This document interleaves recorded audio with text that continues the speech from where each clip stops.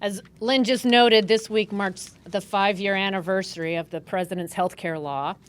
And despite the promises, 5 years later, this legislation has not delivered what was promised. I wanted just to read some words from different corners of the country, voices that I believe deserve to be heard.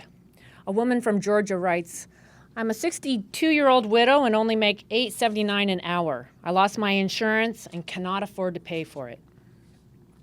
A man from Pennsylvania says, "My family's health coverage was canceled, and my new health care premiums increased 85% thanks to Obamacare."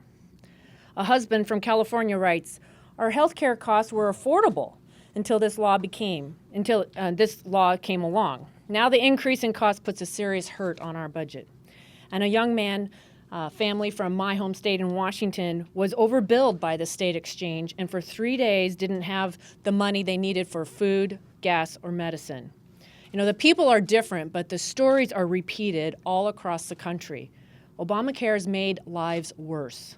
And that's why our balanced budget for a stronger America is so important. We're bringing it to the floor this week.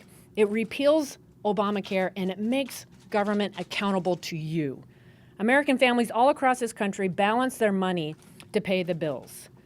They afford, so that they can afford the co-pays at the doctor's office and send their kids to school. Families have to prioritize. They have to save. They have to live within their means. The federal government needs to do likewise.